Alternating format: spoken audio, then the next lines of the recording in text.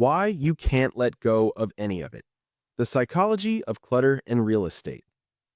There is a moment that happens in almost every home before it goes on the market. The agent walks through.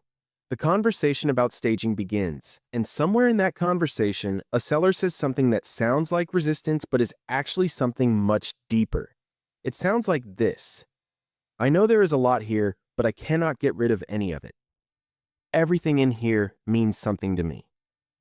I do not even know where to start. That is not an organizational problem. That is not laziness. That is not a failure to understand the market. That is psychology.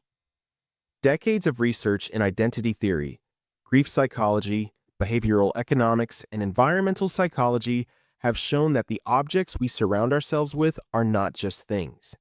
They are physical extensions of who we are, what we have lived through, and who we are afraid to stop being.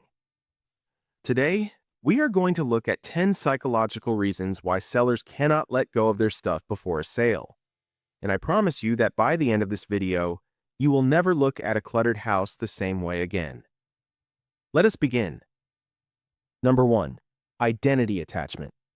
Psychologist Russell Belk introduced the concept of the extended self in 1988, the theory that the objects we own become literally incorporated into our sense of who we are. That lamp is not just a lamp. That collection of cookbooks is not just cookbooks. They are physical evidence of a life, a taste, a history, an identity. It sounds like this: I know it looks like a lot, but everything in here means something to me. That is not hoarding. That is human. When a seller cannot move a single object before listing, they are not being difficult. They are being asked to dismantle the physical representation of themselves. And that is one of the hardest things a person can do.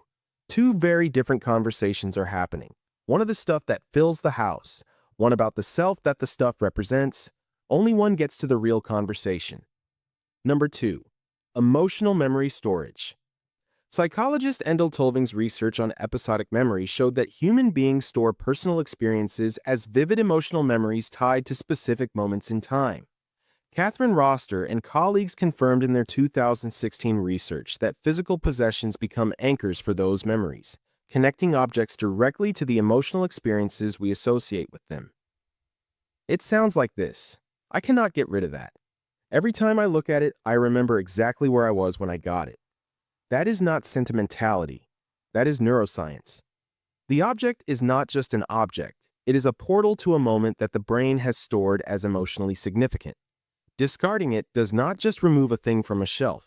It feels like erasing the memory attached to it. Two very different conversations are happening. One about an object that takes up physical space, one about a memory that lives in the heart. Only one can be packed in a box. Number 3. Fear of future regret. Daniel Kahneman and Amos Tversky demonstrated through prospect theory that human beings do not evaluate decisions based on their actual outcomes. They evaluate them based on how much they fear regretting them. And the fear of future regret is disproportionately powerful. It sounds like this: what if I need this someday? What if I give it away and then wish I had kept it? That question is not about the object. It is about the brain's deep resistance to making a decision it cannot undo.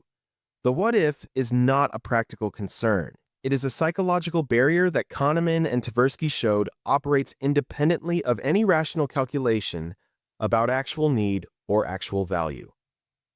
Two very different conversations are happening. One about what might be needed someday. One about what is actually needed now. Only one clears the room. Number 4. Loss aversion.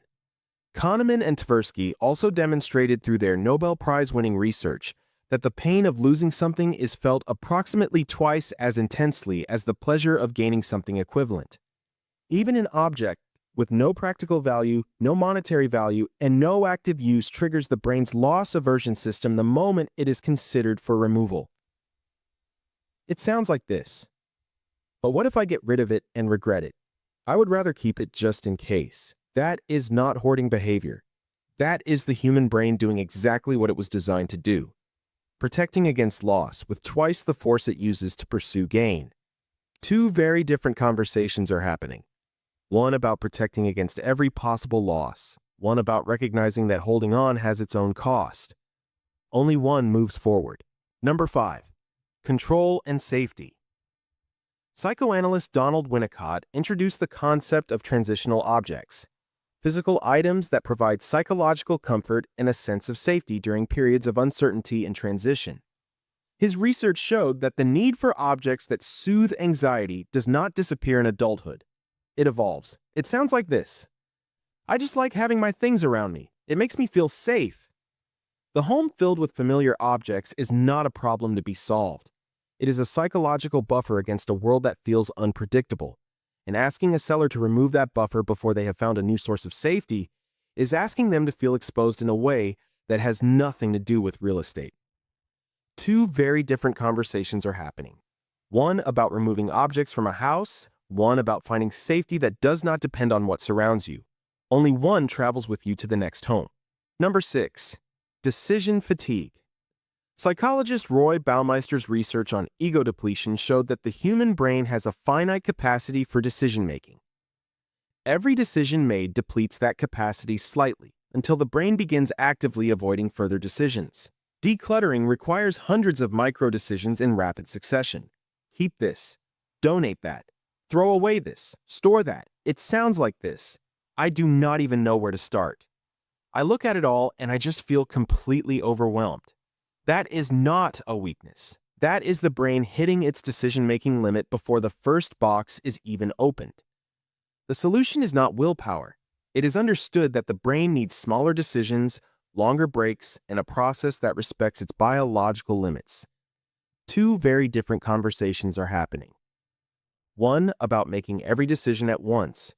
One about making one small decision at a time. Only one actually gets it done. Number 7.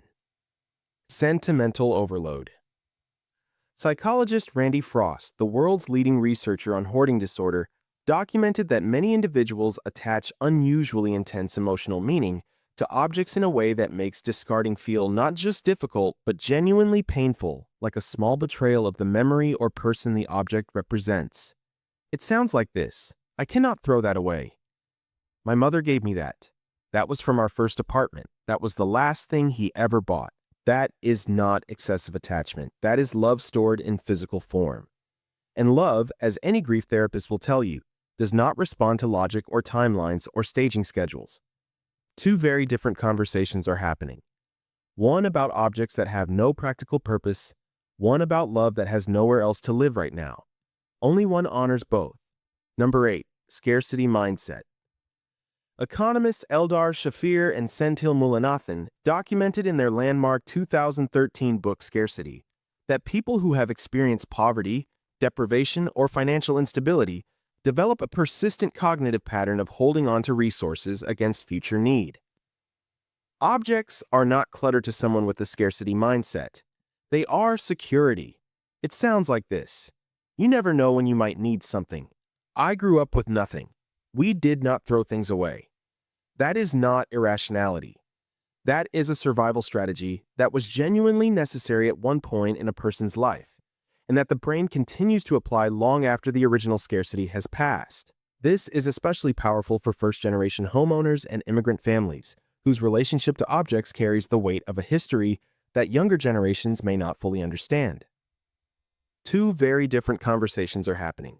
One about objects that are no longer needed, one about the security those objects once represented. Only one can be released safely. Number 9. Home as a psychological anchor.